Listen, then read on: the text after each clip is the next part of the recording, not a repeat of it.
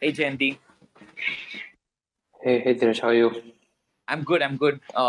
Glad to have you here. Thank you for having me. I don't think we have spoken before, but I think we were part of one spaces which someone was doing, and you were speaking Gujarati, so that was fun. But Okay. this is our first time talking, so I'm pretty excited. I've just heard about you, read about you, but now we're here talking. So pretty excited. Thank you for taking your time out and being here. Thank you. Thank you again. Excited to be here.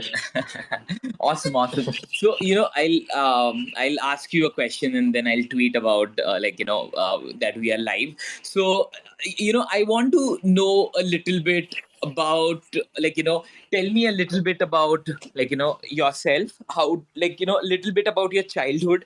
I would like to know. And so the question is basically, now you're in Web3, but as we are growing up, we would never think that we would work in such a field, right? But were there any instances which now when you look back think oh shit, I was meant to work in a decentralized world, or in a web3 or a blockchain environment? Yeah, when I started working, there was obviously Bitcoin, but I never heard of Bitcoin, right? In 2011. So my first job was in 2011. So at the time, goal was to get the job, right? Get the high paying job.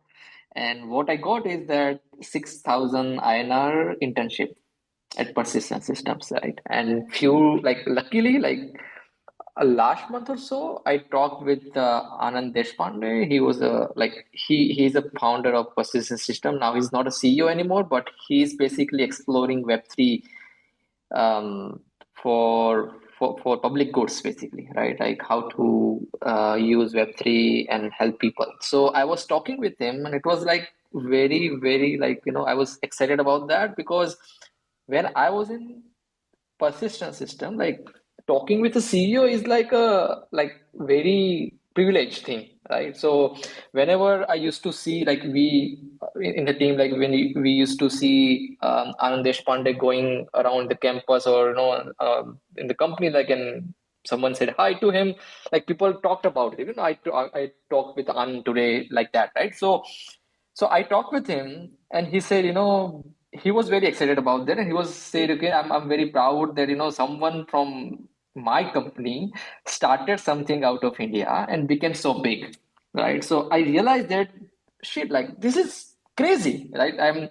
Even no one, like, if you think about, or if you talk about with your friends and family, and people now are talking about, okay, Jaynti Kanani, like, yeah, he's basically my, like, we studied together, or we kind of know, had played together when I was kid, right? So it was like very different thing, like very different thing for sure. And I never thought about it until people basically came to me and said those things, right? And when, like, I was studying and everything, like, there was zero goal in my mind to become something, first, like, it was just, okay, let's kind of get the job, good paying job. And then kind of I started exploring hacker news at the time, and then I was thinking about, like, oh shit, like, people are raising bunch of money, like millions of money, and creating something, and why we are not doing that, right? And at the time, like, I also started exploring startups, and then housing, like, before housing.com, there was a function space. I kind of joined that, and then housing.com happened, right? Like, after I joined housing.com. So yeah, when, like, I'm not sure, like, what about you, but in Gujarat, like, in Gujarat, Ahmedabad, mostly, like, people focus on dhanda, right? Like, people never talk about tech. So I always, like, talk with Yeah. other people too, like, there is, like, now people have realized, okay, tech is kind of, getting big. People just give example of Adani or Ambani, right? And the Dhananda, like, they just start with something factory, or kind of, take the huge loan, set up the machineries in their house, embroidery machines and multiple other things.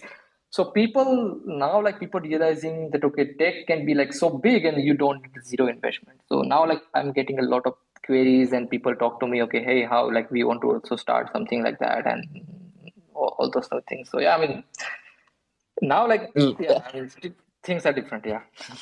No, I would like to ask you on this because like the whole dhanda thing is actually like a big culture, right? Like even if I see my family members or extended family, everyone is in like a traditional business, be it like you said, manufacturing, steel, anything, furniture, diamond, whatever, right? Like so this is like our background, but I don't think when it comes to like a traditional Gujarati Marwadi family, no one like people are very much into stocks, but no one thinks of a digital business, right? Like so what is your opinion and how is it changing? I know you answered it a little bit, but I would like to know like this particular thing. Yeah, I mean, the mindset is a little bit different in Gujarat, or people. I'm not sure, like, people know this, but people always think about Gujarati as kind of a businessman, right? But that is different kind of business, right? For example, like I've also talked about it in the Gujarati podcast, also, like, when something starts in India or in Gujarat, like someone makes money out of something, everyone does the same thing, right? And what happened is that like after some time, everyone will start losing money, and then kind of they it's called party uthi gayi, right? So party utwa mande, right? So everyone just kind of goes bankrupt, goes like out. Like sometimes what happen is that some people just by if you see, like if you say hello by going when you go to sleep, and when you wake up, that the whole family just disappears like somewhere else. Like people wouldn't know like where they went, and they just go to their village and something else because they don't want to pay the rent, or they don't want to pay the debt they have taken before. So this is pretty common in Gujarat, but people still, I like people still kind of take that risk and create something. Now the education is becoming very very popular, like people getting educated like in Gujarat. But before it's like basically people don't care about education. This is okay. Last mein to I need to do something, right? So I don't care about the education. But now that is changing, but still somehow like is still there. And I would specifically like, I personally would like to change that in Gujarat, where people think about, okay, there's a new technology people are talking about and people are doing. And the thing is that people also, like there are few people doing IT businesses and everything, but they are doing services, right? At the end, like they are basically working for the clients, like same example, Infosys, Persistence, and all sort of things. So what I would like to see from Gujarat is specifically doing some good startups. I'm seeing a good startup out of Hyderabad nowadays, but I would like to see more and more there, no, similar to Bangalore or Delhi or Mumbai. And I feel like maybe I started that kind of maybe in Web3 space I started this the whole movement there. So maybe I can definitely push someone to do something in Web3 space or maybe tech space. Yeah. No, but it's awesome, man. It's awesome. Like generally, you don't associate Gujarat with like as much tech, but like Polygon, even Zeppay, which like happened to be one of the biggest centralized play in India, also came out from, and like a lot of early adoption of crypto. So it's good to see. Jaynti, like I forgot to introduce you. I mean, I assumed, right? Like everyone does know whom we are talking to, but like I'll just do a small introduction. Jaynti is a co-founder of Polygon, and if you are in the Web3 space and you don't know what Polygon is, you probably are living under the rock. But it is the biggest company coming out of India, and it's the biggest company which is also like focusing on scaling of Ethereum. So how you define it is like a Swiss Army knife, where you have different scaling solution, and like there's no one size fits all. Like you have ZK rollups, you have like a lot of things, right, Jaynti? Like, would you like to talk a little bit about like, what Polygon does? Sure. So in 2017, when we started Polygons or Matic, at the time it was called Matic Network, goal was to scale Ethereum blockchain. And we launched our first product, like first chain, which you might have used some way or another way. It's called Polygon POS chain. It went live in June 2020. Since then, we have been seeing amazing growth in terms of number of applications. Like we now have 10,000 plus applications on Polygon POS chain. We have been leading number of transactions per day. We have been leading in TVL, bridges, NFTs, you name it. Like if you talk about in the market, like maybe say 80% of, or maybe 85, 90% of the NFTs you see are on Polygon. Many brands, companies, marketplaces are on Polygon. All sort of things like we are doing right now to boost the ecosystem in India. Also, kind of we are pushing them on Polygon for sure.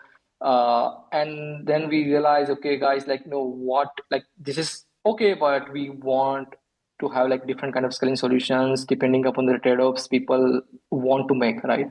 For example, if you are building DeFi, you might want to have like higher security, high composability, but if you are building NFTs or gaming, you might want to kind of don't care about you might not care about the decentralization as much as you would care in DeFi.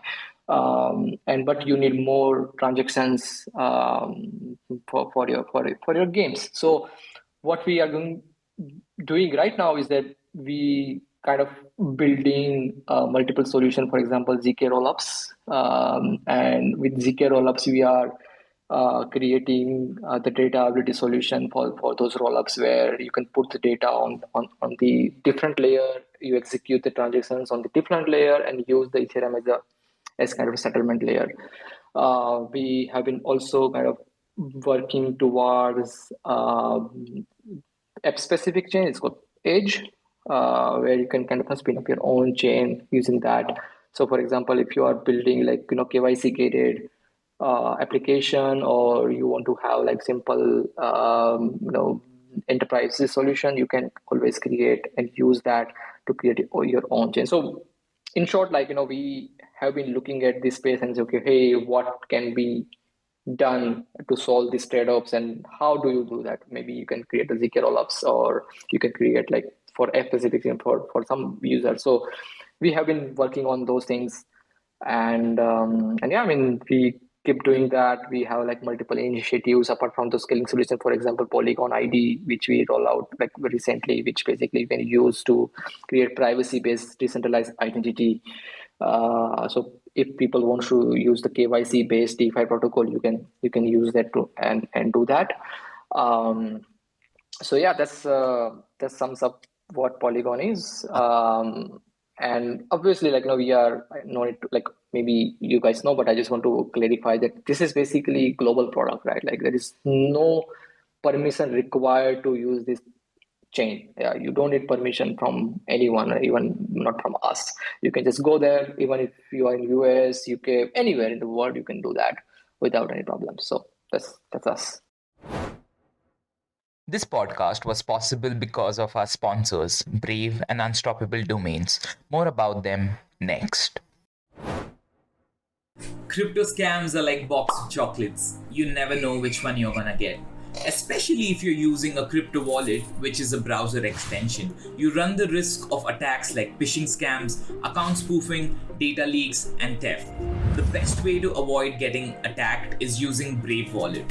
Brave Wallet is the first secure crypto wallet built directly into a browser, so no extensions required. With Brave Wallet, you can buy, store, send, and swap assets. You can even manage your portfolio and NFTs all in one place.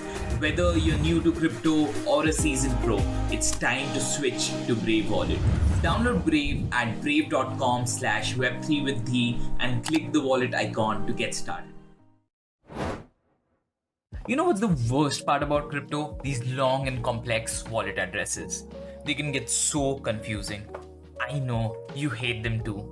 What if I told you I replaced my long wallet address with dheerajshah.nft? Yeah, that's my name. All thanks to Unstoppable Domains. They're the #1 providers of NFT domains. With Unstoppable Domains, you don't have to worry about renewal fees because you get to keep your NFT domain forever. You can get an NFT domain as well, maybe a .crypto, .nft, .x, or something else. Go to unstoppabledomains.com right now and get your NFTs for as low as $5. I want to talk a little bit about 2017. That is the time, you started building Matic, but there were a lot of other projects, right? Like who were focusing on scaling, right? Like be it Plasma, be it Omisco, and I don't even remember, right? Like I bought a lot of tokens. I do remember what happened to them. Where did they all disappear? Right, because I think even that time Matic was a big underdog, right? Like Yes. no, I don't think anyone thought Matic is going to win. Like everyone else had hopes from all these other things, but what happened to these people? Yeah. So, interesting story, by the way, that.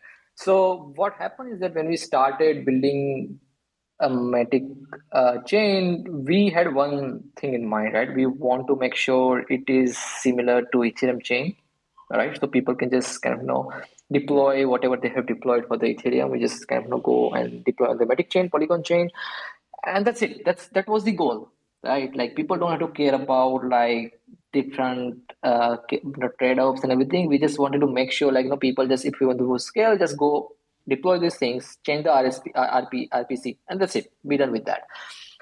And at the time, Omisego was there. There was state channels going, like there were multiple efforts on the state channels, Plasma Cash, Plasma, there are different kind of Plasma. We we wanted to create a Plasma, but we have a EVM support to back that, right? So, for example, let's say if you want to do the transfer, you can always use Plasma, but if you want to do more than the transfers, you can always fall back on the POS chain. So you don't have to choose like different. For example, if you want to use a Plasma, then you don't have to kind of deploy your contracts in different chains. So that was the goal. So, and we knew because that was the kind of instinct at the time that maybe this will work. And what other people did is that they created a very complex system on top of Ethereum for the scaling.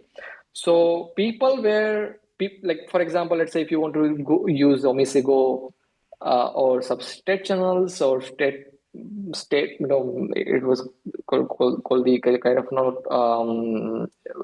Bitcoin Lightning Network, similar to state channel, right? So people thought, okay, if people are doing transfer, they can just use the state channels. If they are doing more than that, they may kind of create the Plasma predicate and use the Plasma.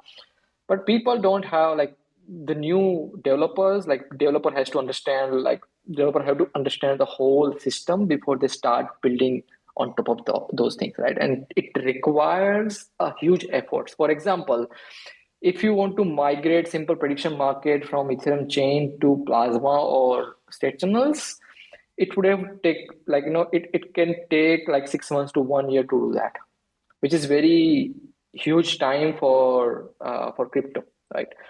And for us, it was like 1 week. You just deploy it, change it, that's it. Like change the RPC for the wallets and UI, and that's it, right? So that basically changed the whole space, and we kind of came out a leader in that way. And at one point of time, no one delivered anything, and we were live, right? And that was the moment where we thought, okay, this is going to work, because now like people don't have option to go anywhere else apart from Ethereum or Polygon. And so yeah, so that happened, right? Omisego pivoted multiple times. Seller was there. Seller was basically ahead of us in every step. For example, they raised money from Binance and we raised after that. They raised more money than us. They were kind of very connected. They had like people like, there were many businesses who would say like, we will going to use Seller for our scaling application, and we had few applications, but very good one. For example, Decentraland. They actually promised us, okay, they will build on Polygon when they go live. And there were multiple people who kind of also promised us to build on Polygon. So yeah, so that's the thing. Like and at the end, like everyone just disappeared, and we were there for the needs. Yeah, it's about surviving, right? Like, so Yeah. I have like, yeah, so this is what I really like, a lot of, like, very few of the companies who, like, did an ICO in 2016, 17 survived, but like the ones who have survived have, like, they know, right? Like, they mean business. So like, it's a good this thing. Jayanti, I have a question for you, but like, just before that, I would just want to say hi to all our listeners.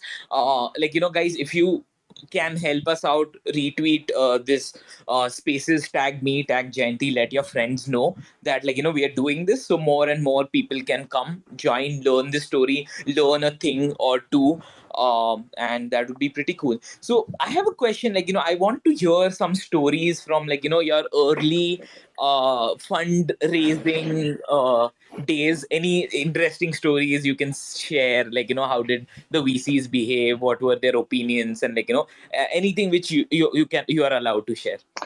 Yeah, I mean, it was, so for example, like first VC I made, like he said, I think you should build the team first and understand like how the tech works. Um, and few VCs said, okay, we're going to think about that, and never came back. And there is one specific thing I want to just mention there is that, I went to the call. Um, uh, the other party was obviously Indian, and they said, why do you need so much money, since you are building out of India? You should be like very cheap, right? Like I said, like I don't know, like I didn't know like what to say at the time, but they basically passed on us. And basically that has changed since then, right? Like it's not like, you are from India, so it's cheap. In blockchain space, everything is kind of at the same level. Like that's crazy, right? I mean, for example, you are in the village of any in India, it doesn't matter. You will be paid a similar wage as you will be in US, right? Because everything is decentralized, everything is remote, so should be the same. And we were building the same tech as everyone else at the time. We were wanted to scale then, and people just said, "Okay, why do you need money? Why do you need this much of money?" And because you are out of India, it was like very disappointing at the time. And few of, like there was one VCs in India, like they had like 4 calls with us, like 4 hours calls basically, right? Like 1 hour per call. And at the time, like they didn't invest in us, but they invest in every shitty tokens at the time in India. I don't know like what to say that. I didn't know like what to say. So yeah. So yeah, I mean they obviously like, talking with us now, like they also kind of experience their mistakes at the time. Like, they said, okay, now we are would have invested at the time. But yeah, this how you learn or make products. Yeah.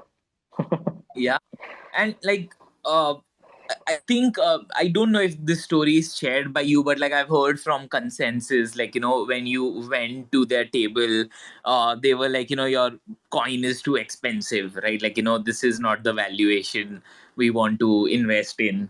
And later they're like, holy shit, we missed a big boat. How was the other side? Yeah. I don't want to mention the name, but yeah, that happened with multiple times. And now, like, okay, I mean, the other parties also like learning and thinking about like, why, like, how can India be Indian guys, like, without any background building this kind of very tech heavy product. So obviously, like, they had their doubts. So I don't blame them now, but I'm just a funny story to share with you all. Yeah, that's it. Yeah, awesome. So, I have a like you said, right? Like, you were talking about, like, being an Indian company and whatnot. Like, but I like, you also believe, I also believe, like, Polygon is quite an international company, right? Like, you have employees from all over, developers from all over. So, like, do you think it's a thing, like, people keep referring it as an Indian company? What is your opinion on that? Or, like, how do we, like, is that a good branding? It's a bad branding. What do you think about that? Yeah, it's So definitely, first of all, like, we are very decentralized. Like, we have more people outside India now, in Europe, US, you name it, right? Like most of time, like everywhere. And we keep hiring without any nationality, race, etc. Right? So now, like, if you see Polygon as an Indian company, I would say no. But yes, like, we founders started out of India, right? We kind of, hustled our way through that. So that way, like, you can consider as an Indian company, like, if you want to. But of course, like, no, obviously branding doesn't hurt. But yeah, we would like to be kind of called as a global company now, that since we are that. But yeah, I mean, we don't take offense, or if someone says you are Indian company, would, yeah, we are proud of that, so that's fine. Nice. Very, very nice diplomatic answer. Like, you learn some diplomatic stuff when you build Yeah. company. No, I'm So not. I'm yeah. not complaining. I'm not complaining. It's okay if. So I want to like understand how are you like hiring the best people in the business, right? Like, so you got someone from YouTube, like, and you just acquired like all the possible ZK roll up companies, right? Like, you there was a merge with like Polygon Homes, and like even Mudit joined as a chief information security officer. Like, so I think like you're just haunting, getting the best talent, Polygon Studios, be like any across the brand. Like, what's the magic? What's happening? Yeah, it's to be honest, like, it's not kind of magic, but obviously, like, when you are building something, at one point of time, you need better people. You need people who know more than you, right? Otherwise, you will be kind of struggling with your ego, and you're struggling with your bubble in your mind, right? For example, let's say if I never scaled the company this large before, right? So I need people who know this stuff, right? I'm not a security guy, so I need someone who has done before the securities thing. Modi is the best person in security in Web3 space, or I would say Web3 and Web2 space both. So definitely we kind of reach out to him. Like, we had a group with him, and we just kind of say, okay, guys, like, if any way possible we can work together, and we started, right? Same way, when we were kind of approaching the business development across the globe, we knew, like, we need someone who has done that before. For example, Ryan is the best guy. Like, he kind of started the YouTube gaming, right? When Twitch was there, Twitch was kind of leading the gaming space. Like, he came, like, kind of started the whole gaming space, online gaming on YouTube, right? So he has done that sort of things. He has done the scaling. He scaled the org, and the market, right? So we needed the expertise, such kind of expertise, right? And we kind of keep doing that. I'm not sure, like, this is the public information, but kind of got some few good people from Ethereum ecosystem as well. So I was kind of helping Ethereum and Polygon both. So we want to keep doing that. We want to kind of make sure, like, we stay ahead in the market instead of kind of losing our edge. So what happened, for example, like, coming back to your previous questions on 2017 versus 2022 companies, why they died? Because they never innovated, right? They never pivoted, so they basically died right and there. They never kind of learn the mistakes, from whatever they're building. So we don't want to do that. If we are relevant right now, like, we want to stay relevant after 2 years or 5 years down the line. So we have to kind of hire people who kind of say, okay, guys, like, you are not doing this right. Like, it's do this instead, right? We want those kind of expertise. And that's the thing, like, if you just kind of say, okay, guys, like, you know everything, and then, like, you don't need other people, then you will die. So so that's the thing, right? So yeah. Yeah, it's a fact, and I love it, right? Like, it's a great answer. So what's your opinion on the macro Web3 space right now? right? Like, do you call it Web3? Do you call it crypto? What is happening, in a macro right now, is what you're observing? So in general, whenever new thing comes, like people have their different definition for everything. For example, in when AI VR came, like people kind of started doing multiple companies on the AI market, ML market. People started creating some models for the. They said, okay, now we will create something which basically train your data. Google started their own thing. OpenAI then started later, but basically they started their own thing, right? So in general, like in Web3 space, also the similar thing happening. Right? For example, DeFi is there, NFT is there, Metaverse it just came. People are building games and calling it Metaverse. So people always, like whenever new market comes, they start naming or then start doing something which basically relate their thoughts, right? Process. For example, some people, few people wants to kind of create something which resonate with the real world. Metaverse, for example, Meta started. Okay, there is a social. Then let's have a metaverse where people can get together, buy something, and then NFT came, right? So they started putting NFTs into metaverse in the VR world. Say, okay, everything will be NFTs and everything, right? So what people do is that they just map whatever they have learned so far and then kind of mapping it with the new terminologies, which basically picks up, right? And similar thing is happening, right? Again, in Web3 space, crypto space. Now the thing is that I think today only, like few like Gautam Jugnani, like basically he tweeted multiple tweets regarding what is happening in Web3 space, right? So there is a VC money funding huge multiple ideas, but there is no institution money coming in because they are basically thinking about, okay, where should, like when should we come into the market? That's why like a DeFi is basically lagging behind because there is a money, but it is not growing, right? So if you see everywhere, it may be not 10 billion TVL or 12 billion TVL. It's kind of stuck there. And then this moves from one DeFi protocol to other DeFi protocol.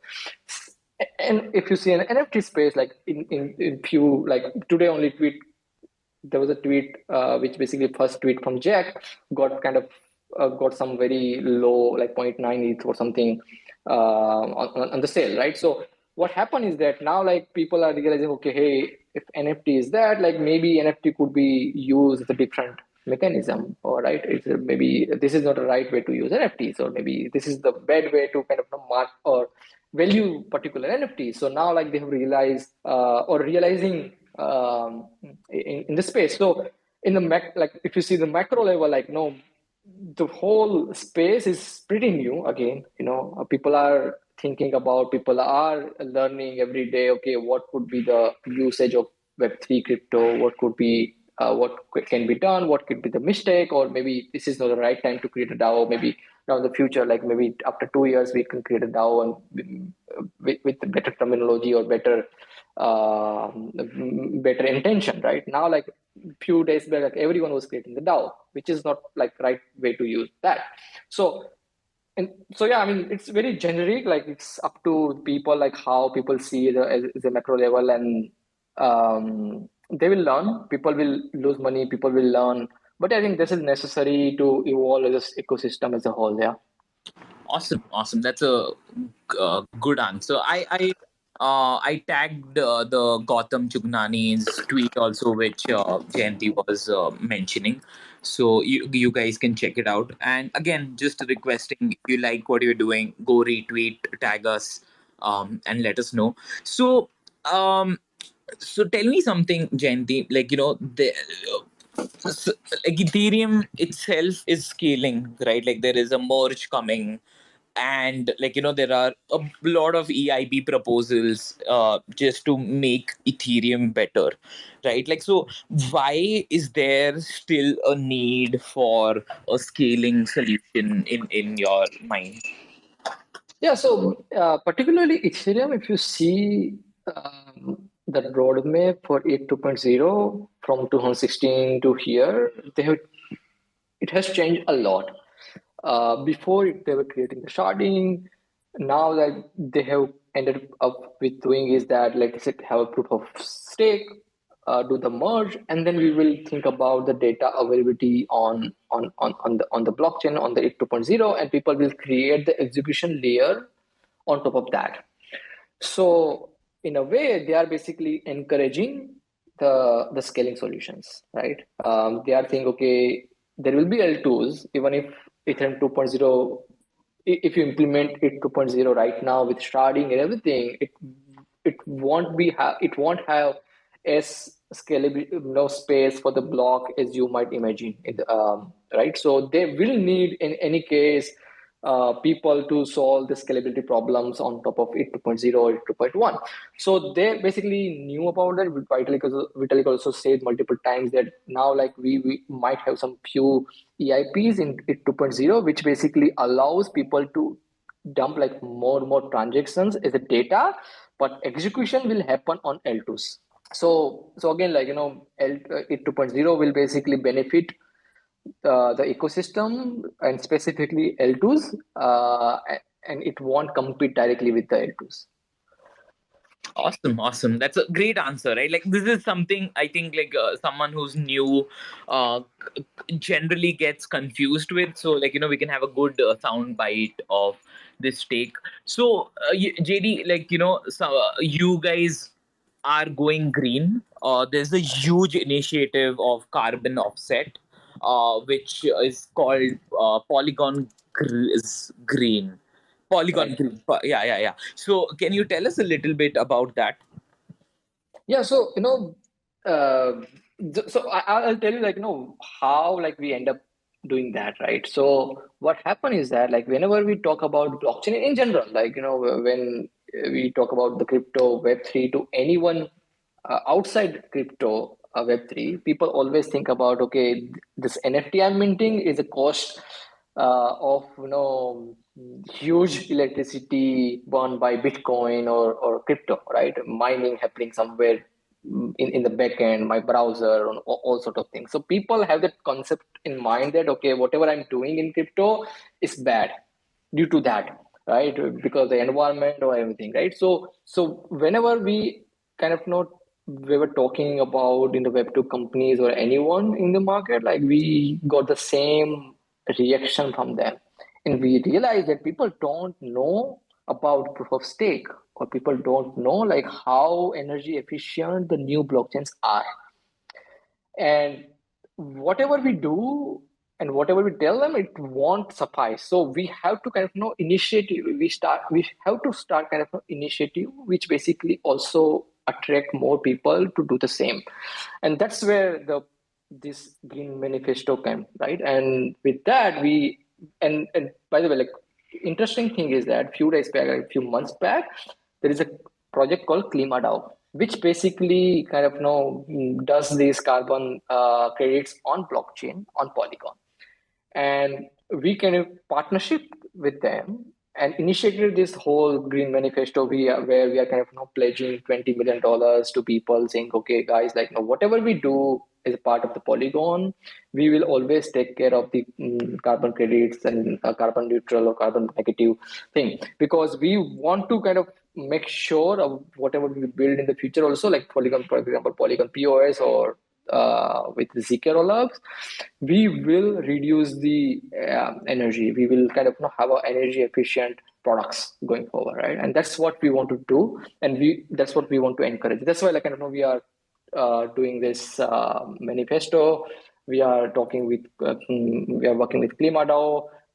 We are also kind of reducing our carbon footprint as we go on multiple levels. For example, currently the Polygon checkpoint is taking a lot of gas on the Ethereum chain. We in the next version or in the next products, we will kind of reuse that as well, using multiple other mechanisms or multiple tech. We are going to use, for example, BLS or other products, which basically reduces those things going forward. So yeah, that's Awesome. yeah. Awesome.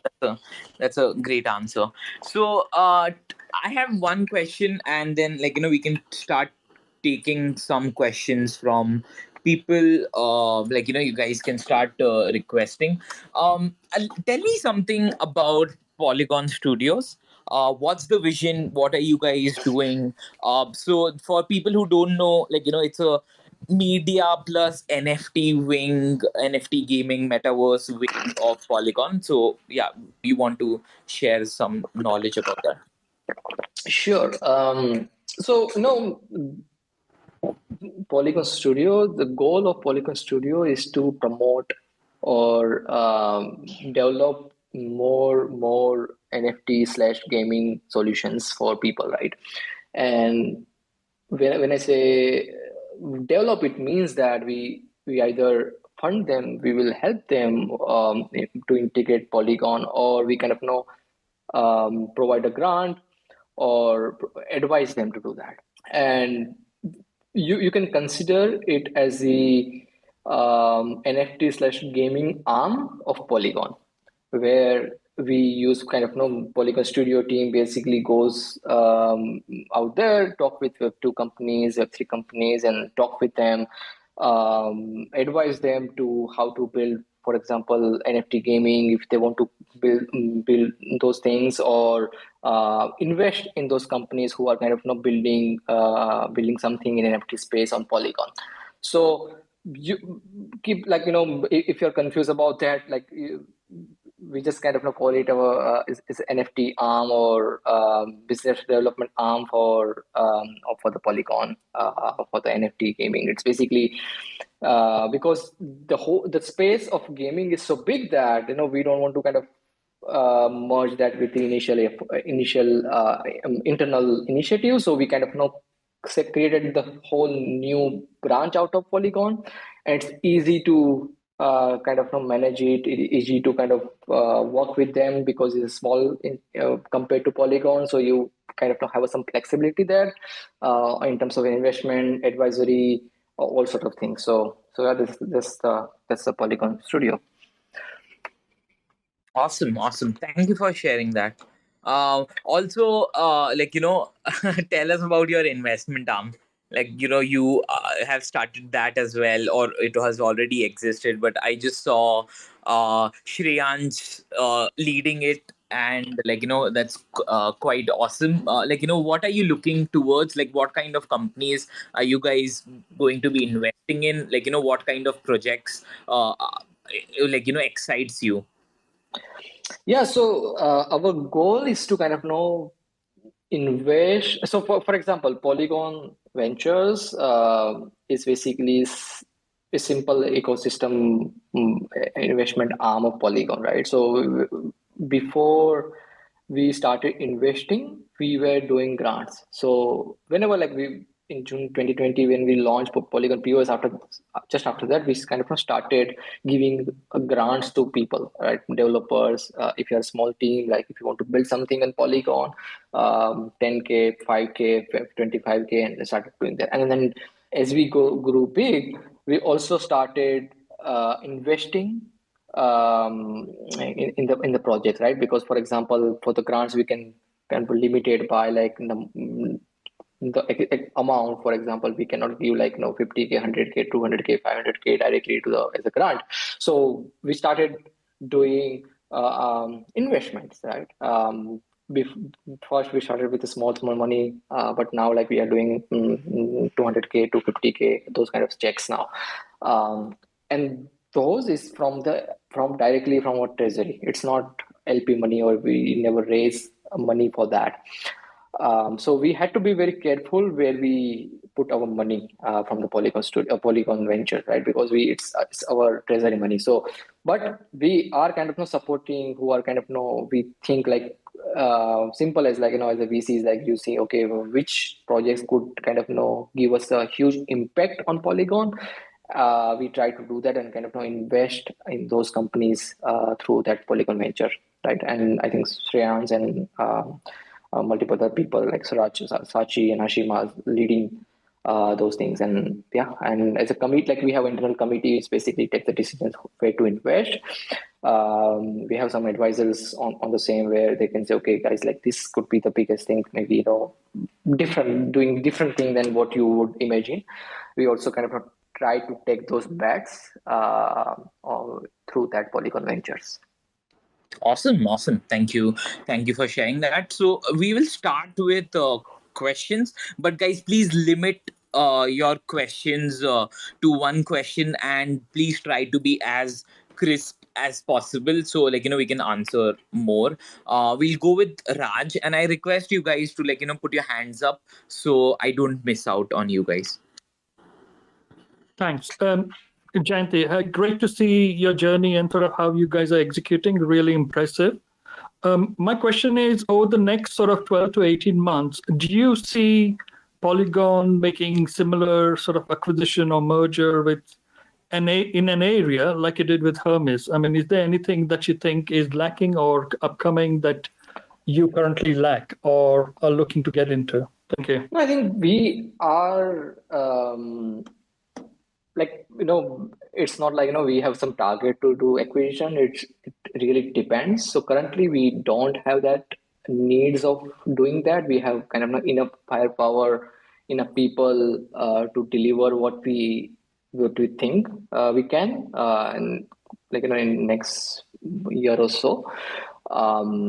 After that, I don't know, maybe in the future, maybe 2 years down the line, we think, okay, guys, we need this kind of expertise in the house, and we cannot kind of we have to kind of go and acquire few key things, then we will do. But right now, no, there is no plan for that. Yeah. Awesome. Thank you for that question. Amit, do you want to go next? Yeah. Hey, Jerry, how are you? Hey. Amit, you can always ping me, you know that, right? Yeah, but no, yeah. I just saw you on stage, so I was actually reading something. I thought, okay, let me come on stage and ask directly with you. So basically, nowadays we have so much hype around these messaging protocols, right? Like Omnichain, like middle layer kind of thing, like Stargate, Multichain.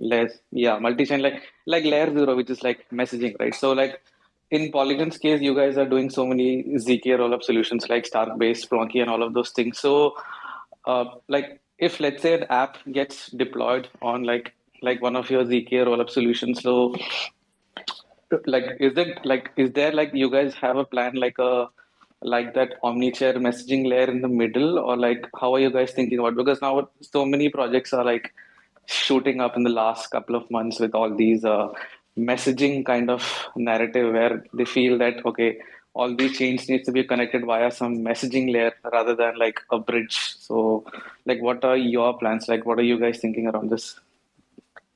Yeah, so just one thing here before I answer that, but people don't know that POS and Ethereum is basically connected via messaging protocol.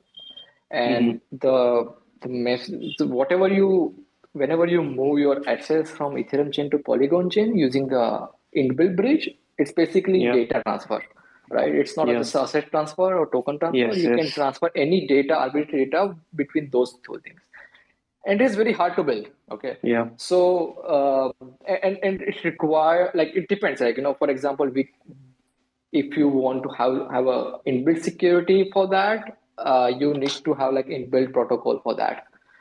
Or you can use optimistic data movement like Nomad does. So Nomad is basically again different solution where you can transfer the data without losing the security, but it requires optimistic briefing, right? You basically say you have to wait for some time to do the transfer or do the data transfer, right? Yeah. So now come back to your question is that on the roll-up side, we don't have a plan to have some messaging protocol between the roll-ups. We kind of want to maybe use the messaging protocol which is already in the market, maybe with the partnership or just kind of integrate those directly. But again, it depends. Maybe once we go live with a roll up, or we go in the DevNet or see what we can change depending upon the user experience, we will take those decisions at the time. But currently, no. There is no plan to create our own data messaging protocol for that. I was actually listening to the Nomads They had a session yesterday, I think, like Pranay and others, and actually they refer to the Polygon bridge as one of the few like messaging layers that is actually right now working well. So like, yeah, it's interesting to hear. All right, yeah, thanks. I think that helps. Like data is what I was like confused. Like, what is this? Like, you have like Polygon Avail also coming, and so I was thinking, okay, where does this fit in? Okay, now it's more clear. Thank you. Thanks for the question. Yeah, thanks, man. Guys, please raise your hand so I know, you want to talk or something. So, Prabjot, I'll go with you because why not? Yeah. First off, I just want to say I love Polygon. I used to use Polygon as like I used to work at a company that migrated from Ethereum to Polygon. It was called like Flower Patch. So Polygon's amazing. My question to you nowadays in 2022, everyone's got L2s, everyone's got some kind of scaling solution. My question is very directed, actually. It's if a person is making a play to earn game, or just an NFT game, let's simplify it, why should they choose Polygon over something like Immutable X, which uses Starks and has like arguably better gas fees? They champion gasless, whereas you guys are like cents worth of matic. Yeah, so I think that's like your question has already answered. Like, it's not sustainable to have like free everything, right? You need to have some gas when you make a transaction. Otherwise, there will be some kind of way to kind of provide that cost to somewhere. So definitely there are good solutions for Immutable X, for example. They are doing that. We have, but the difference is that when you are building some games, if you have NFTs, you also need to have some NFTs. For example, marketplace, right? OpenSea already has. We have already a OpenSea where you can trade those assets, right? Those things you might lose out, right? The second thing, we also have like app specific chains, which basically gives you a very, very low cost if you want, but there will be a cost associated with that, but it will be lower than what you pay on the Polygon POS chain. There you will have like you can kind of customize it as however you want, and you can kind of mint millions of NFTs without kind of worry about like other block space you might kind of have to take care of if you are building on Polygon POS chain. So it depends, like what kind of what kind of gaming you are building. You can always choose Polygon POS or Polygon Edge, which we are kind of launching very soon. The second part is that few people came to us and say, okay, guys, I cannot give the names, but they said, okay, if you have some NFTs from this game, if you have some NFTs on that game, we will enable some kind of labels in our game, right? So those kind of things you can do on Polygon POS chain, you cannot do like maybe on other platforms. So yeah, that's where, yeah. Nice. So interoperability does matter, right? Like it's not a meme anymore. a lot of like I just want to add, right? Like I'm personally very bullish on like these interoperability plays where like your these simple assets you own. Let's say you own a Cool Club NFT, but like let's say Prabjot is building a game. It could mean something very special in his game, right? Like it could be a sword, it could be a land, it could be anything, right? Like so, using multiple NFTs in different universes and applications will be like a big use case of NFTs coming ahead. People also kind of started doing renting the NFTs for access, right? For example, Paresh was in this call, but he's building the renting of NFTs, and you can build on top of different markets on top of that. So for example, if you don't have a maybe buy board NFT, maybe you can rent it and kind of for some time and then kind of access few things here and there. So those kind of things you can do easily on Polygon POS chain. Yeah. Awesome. Govind, go on. Thank you so much. So I run a game development company myself, and my question is towards the play to earn, gaming. First of all, the interoperability that you were talking about in the Web2 space, it's not there right now. All the gaming companies do not let whatever you achieve in the game, you cannot take it to another game, and this has been a very challenging things for gaming industries and also the players. Now, if you are planning to solve it through Web3, right, and also through Polygon, uh, how will you solve it? Like, what is that sword? How you'll go ahead and probably say, okay, this means this in this game, and this means this in that game, and how can all the gaming companies accept a common thing? So that's my question. So sorry, can you repeat? Yeah, so again? simple. So how does, like, if you want to use one asset that you have earned in one game, that's an NFT, and you want to go into another game that is made by some other developer using Web3, so how does Polygon enable those systems to be executed, and Yeah, probably a so leaderboard also? yeah, so it depends. It depends on how you want to build it. For example, both contracts will be deployed on Polygon POS chain, right? So you can always access. For example, if I'm joining your game, you can always have my address, right? And you can check, okay, which NFTs from this game this person has, right? Like for example, if I own some body up NFTs on that address, you can always verify that on the Ethereum on the Polygon chain, and then you can kind of provide the access, or depending upon your game's logic, you can kind of set the data profile properties to that person in your game. So it really depends, and reading or verifying the data NFTs on Polygon POS chain. Yeah. Dinesh, can I ask a quick follow-up? Quickly. Yeah. Lord. So see, I am from a gaming industry. That's why I'm asking. So mobile gaming industry is huge, right?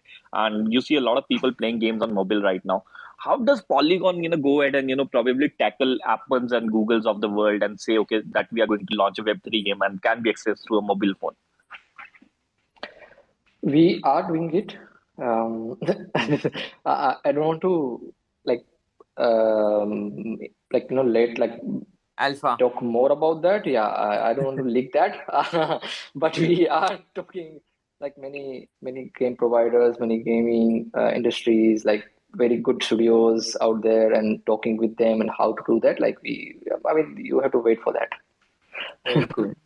Guys, Thank today you you so much, learned Jaynti. Yeah. something which not heard before, probably, right? Like tweet it or don't. Depends. Like JD will message me later. Like kya kar raha hai? Raj, you wanna ask your question? Yeah, thanks, Dheeraj. Hi, JD.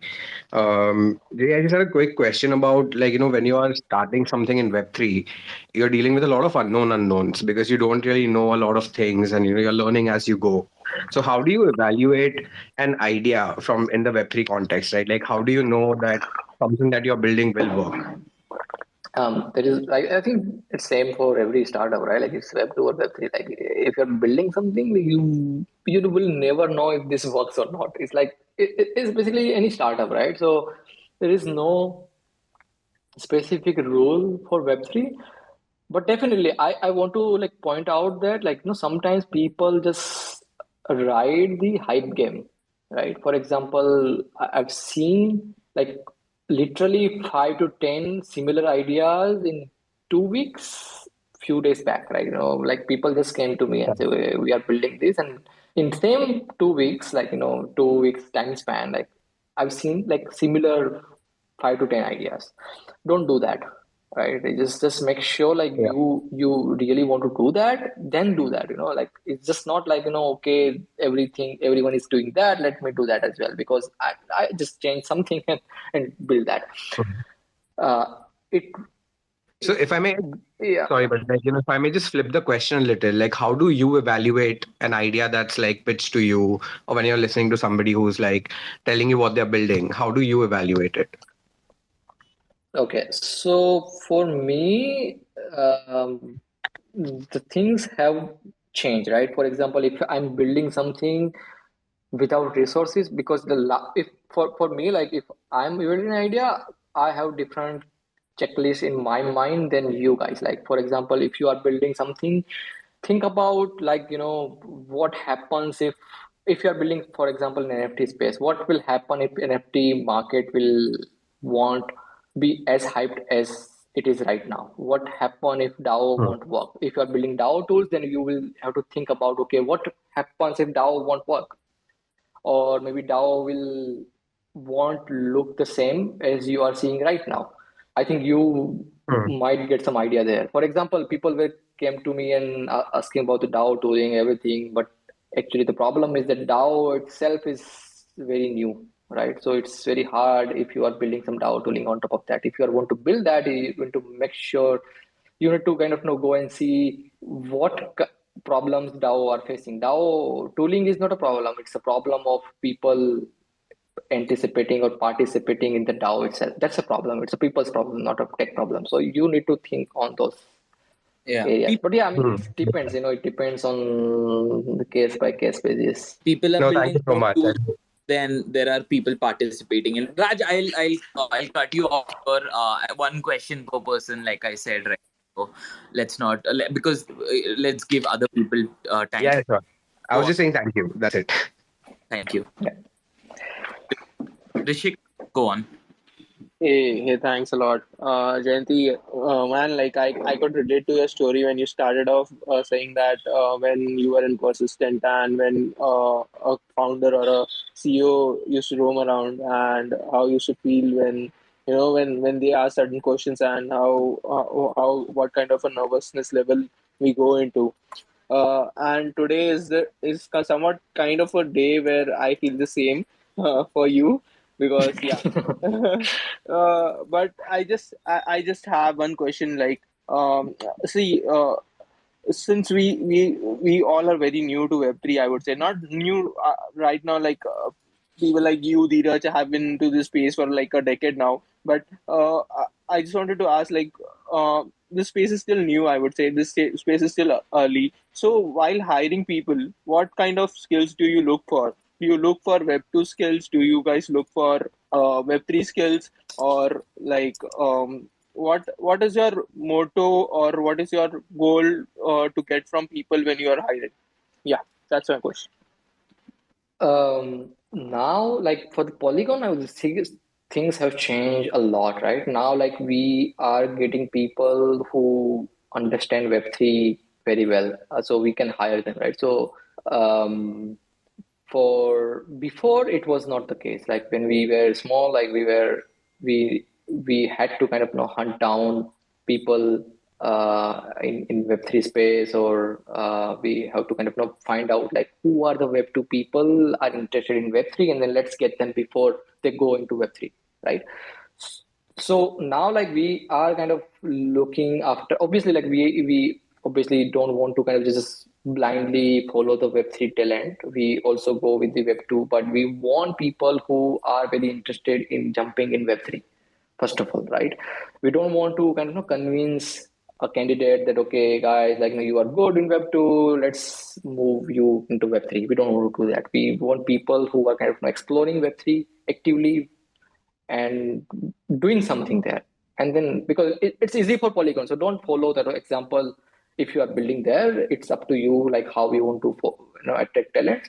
For us, like it's very now, like it's easy to attract Web3 talent. So we are obviously like if we get like someone from Web3, we will obviously go have some priority there. But it's not like we are not looking after the Web2 talent. We always kind of know we have like huge inbounds from candidates from Web2 as well, and we also look at the same level as we look at the Web3 level. Awesome. Yeah.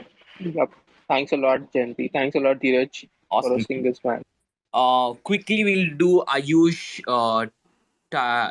Ayush, go for it. Yeah. Hi, JD. So I have a question. So you obviously have a great vision for blockchain industry. So, how could the shape of the industry change? The adoption and the integration of blockchain and DLT will shift to business. But what are your vision to it? Being, introducing Nightfall 3, we obviously see the adoption of blockchain into enterprise. What are the prominent levels that you vision to? I would love to hear that. Yeah. The thing is that, enterprises basically follows the new market, right? So basically they wait for market to be very like stable, and then enterprise adopt that, right? So to be honest, like if I'm talking multiple people in Web2 or in not Web2, I would say it's for example institutions or family offices and multiple other people, they are basically exploring Web3 crypto, right? Because they don't want to obviously miss out on those things. So what I'm seeing right now is that big companies, enterprises are now thinking about how do we adopt crypto blockchain some way on the way, because they don't want to miss out. So with Nightfall, I think Nightfall, we are targeting enterprises because they need privacy, they need some gatekeeping on the user levels or developer levels. So we have Polygon ID for that. And you need few validators. Maybe they kind of create some mechanism with internally where few multiple internal validators come and kind of create the simple chain for them, and then use Ethereum as a settlement without revealing the data on the Ethereum chain. So those kind of things we are doing. But the thing is that people are looking, like for example, if you go into one restaurant or any kind of party places, and if you ask about crypto Web3, like people would know now. Like, people know the name of Web3, crypto, NFTs, all those things, which was not the case, I would say, 12 months before or 24 months before, right? The thing has changed so far. So now, like, everyone is looking, okay, what is going on in Web3? Will they adopt or not? I'm not sure. Maybe it will take some time, but they will. It's basically when they will adopt. That's a question. Awesome.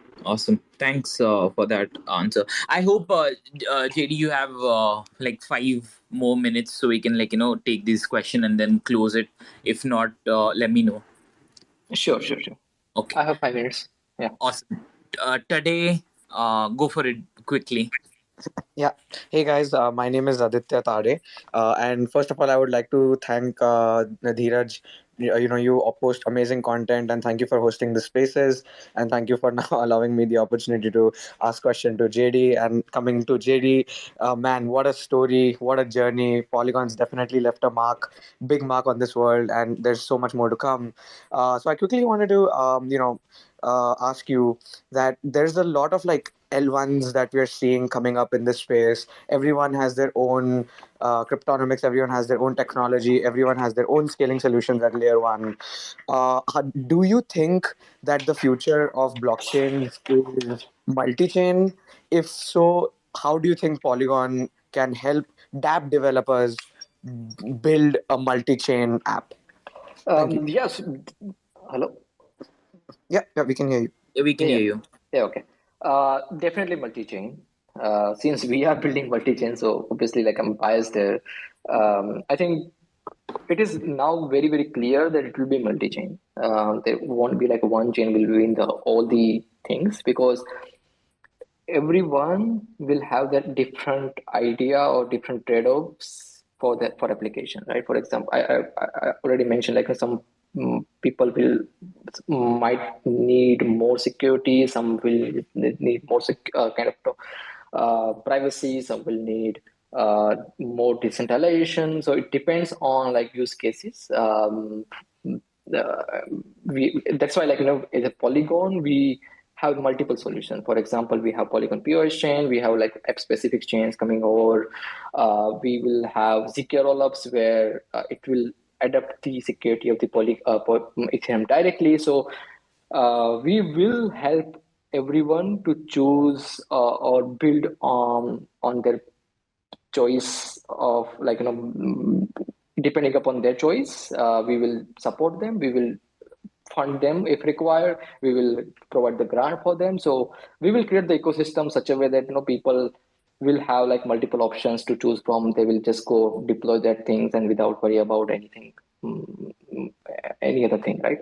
We will also provide the multi-chain communication. Is, and I mentioned few questions back that we, even if we don't have by default multi cross-chain messaging, but we will support like multiple other solutions which are in the market for the for particular that to solve this cross-chain communication between those chains. Awesome. Thank you for that question and answer. Gopal, go for it. Yes, JD Dada, hope તમે મજામાં આવો. And very so glad that તમને ફરીથી સાંભળું છું. So very quickly, being a Bitcoin maxi in 7 years, તમને chain યા cross chain યા bridge માટે નહીં પૂછું, પણ હું હેલ્થકેર પ્રોડક્ટ બનાવી રહ્યો છું, not into the industry, not on the blockchain. So તમે કેમ એને સપોર્ટ કરો છો? અને બીજી the another question is, which NM series you are watching right now? I'm pretty much interested in that. Okay. So definitely, like I try to answer in English because when people want to understand Gujarati here. So on the healthcare product side, like definitely there are many healthcare products being built on Polygon. Definitely support. There is no way we can kind of stop you, to be honest, first of all, to build anything on Polygon. So feel free to build any products you want. If that's your question. No, like but okay, yeah. the thing I was asking that if I'm building it not on chain, it's completely a Web2 product, then are you happy to support me? Definitely. But in terms of if you're asking for the investment in healthcare, so like we have to talk on other like out of this podcast, out of this space. On the second part, animes, I was watching. I forgot the name. So yeah, of course, like Attack on Titan. I was watching for last few days. I just started last. Yeah. So I was watching the last season, last part. So I'm just waiting for the next part now. Glad to hear you, brother. બહુ સારું લાગ્યું સાંભળીને. And yes, I have already emailed you, like texted you, and you gave me your email, but we didn't have a further conversation. So definitely I will try again. So happy to hear you. You are a great guy in a whole industry, be it a Polygon team or be it any other layer 1, 0, 2, 3, 4 or 5, 6. So yep, definitely I really like you. Love it. Thank you. Dhee, once again, sorry to interrupt everyone. Can you just repeat the show's name? Which show was that? Attack on Titan. Attack on Titan. All It's right. anime. Okay. Suraj, you wanna ask your question?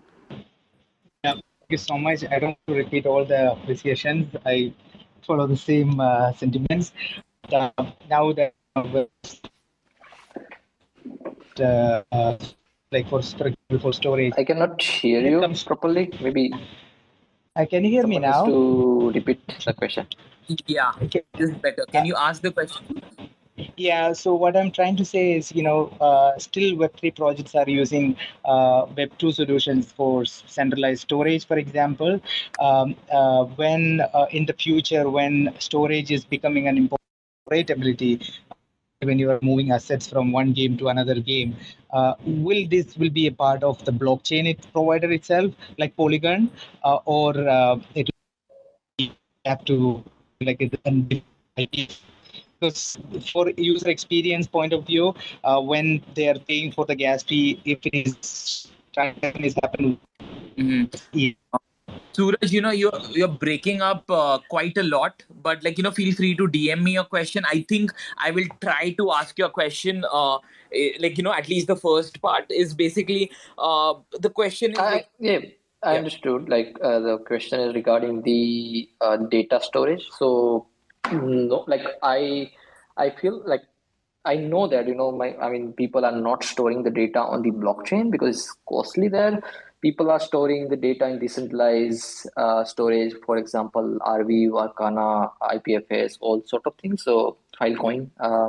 So yeah, you like people can store the data there and just kind of point out the URL there on NFTs, and your data will be there forever on the storage, global decentralized storage, as long as you pay, depending upon the mechanism they provide. Awesome.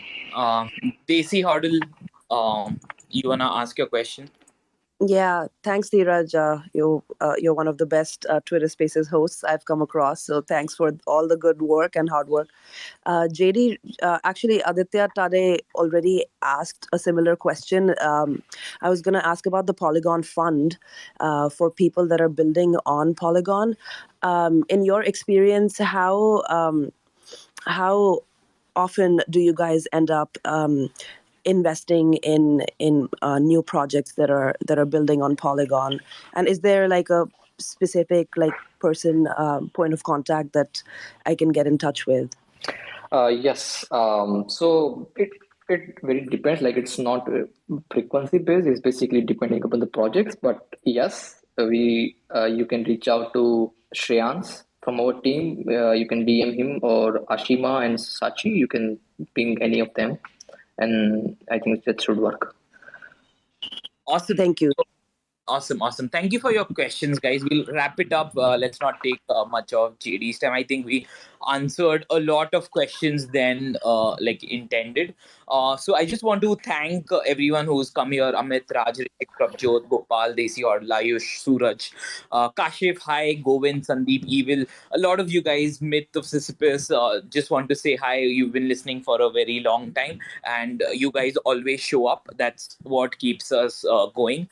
Thank you for listening. And if you liked anything we spoke here, if there were any insights, do tweet and let us know, Jaynti, and let Thank us know you. what inspired you. Thank you, Dheeraj. It was fun. Yeah, and Thank you very much. Thank you for coming here. And guys, if you are new to the if you're hearing me for the first time, we do this on not daily basis. We do it thrice a week. Web3 with Dhee. We get the best speakers from all around, like Jaynti. Yesterday we had Matt from Unstoppable. We are getting Jihos from Axie Infinity tomorrow. So do subscribe. Do follow me. Do follow Jaynti. And yeah, thank you.